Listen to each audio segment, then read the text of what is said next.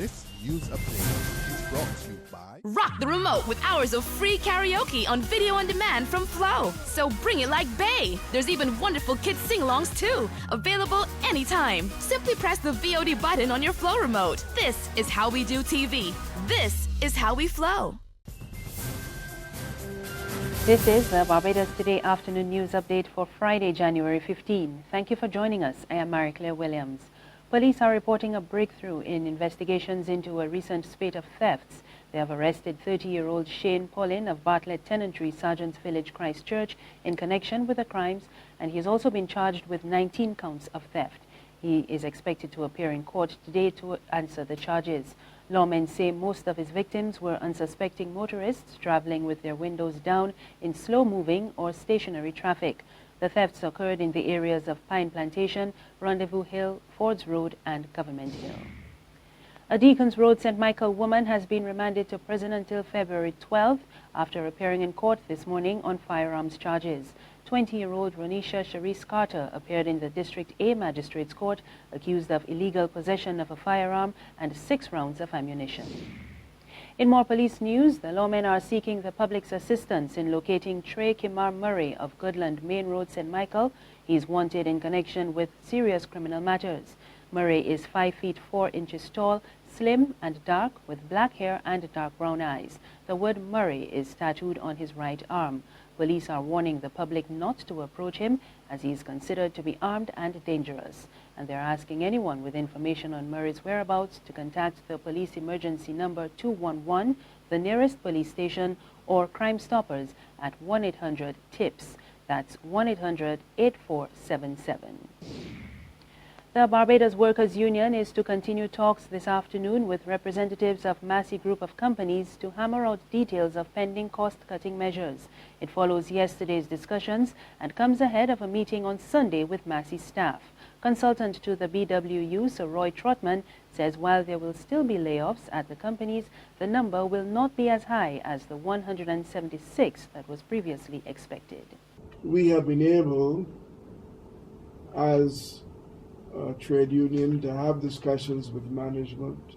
Management has been very responsive to the needs and concerns that the Barbadian public would have to retaining as many jobs as are possible, particularly during this part of the economic crisis when we are endeavoring to get out from under, but we will still be strangled with the problem of additional losses in jobs and then losses in the quality and the payment levels of jobs.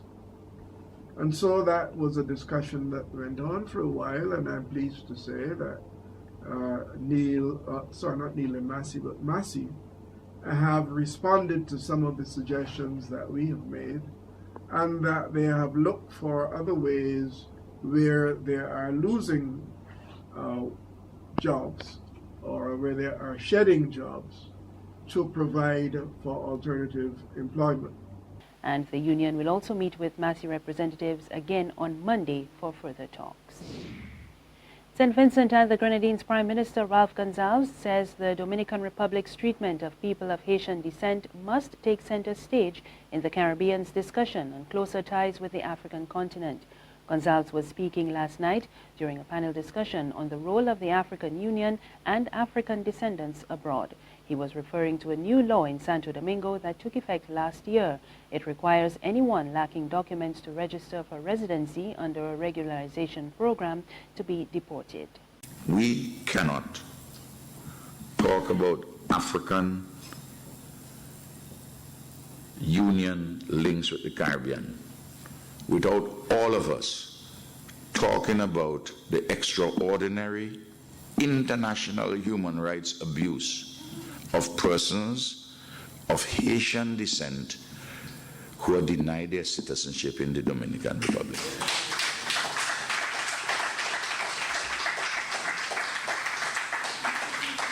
We, in the 21st century, we cannot allow in our Caribbean civilization for citizenship to be determined on the basis of ethnicity. In South Africa, apartheid sought to determine citizenship on the basis of race, on the basis of ethnicity.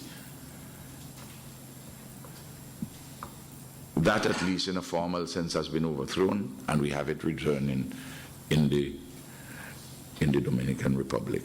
There's regional and international news after this short break. Secure your future, be financially strong. Since 1983, we have been there for you. A smart range of products, great tax benefits. We're the solution to your hopes and your dreams. The Barbados Workers Union, Cooperative Credit Union. The Barbados Workers Union, Cooperative Credit Union. Humble beginnings to smart loans, smart savings. Save smart and borrow smarter, that's the move for me. Stability, prosperity, we're the solution to your hopes and your dreams. The Barbados Workers Union, Cooperative Credit Union. The Barbados Workers Union, Cooperative Credit Union.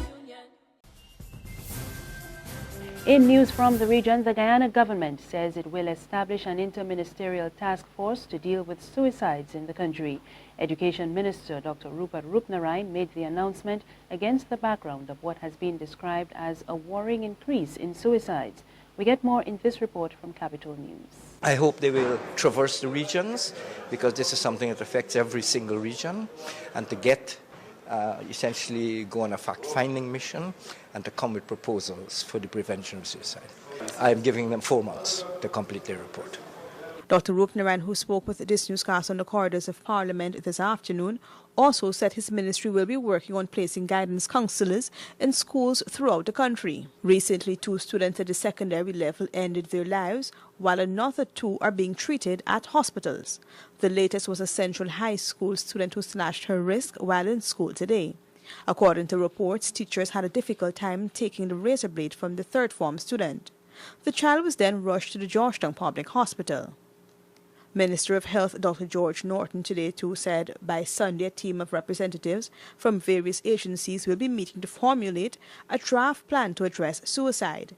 The health minister said suicide is no longer a public health issue, but one that has to be addressed on a national front. On the international scene, the Paris prosecutor's office is investigating the clinical trial of a new drug which has left 1 person brain dead and another 5 in serious condition. A private laboratory conducted the oral trial. However, it is unclear how many people are involved. Reports say the drug is a cannabis-based painkiller that has been denied by the health ministry in France. And finally, 66 people were forced to seek medical attention and homes were evacuated after a chemical explosion at a cargo warehouse spread toxic gas over Brazil's biggest port. According to company owners, containers in Santos were full of acid and a disinfectant which came into contact with rainwater, causing a reaction. Officials say the fire has been controlled, but there is still smoke in the area. And that's the news. There's more on our website, www.barbadostoday.bb. You can also subscribe to our e-paper, email updates, and like us on Facebook. We're on Izumi Media in bus terminals and Screenplay at supermarkets and gas stations near you. You can also tune into Channel 101 on Flow TV or Mix 96.9 FM for more news and sports. I am Marie Claire Williams. Good afternoon.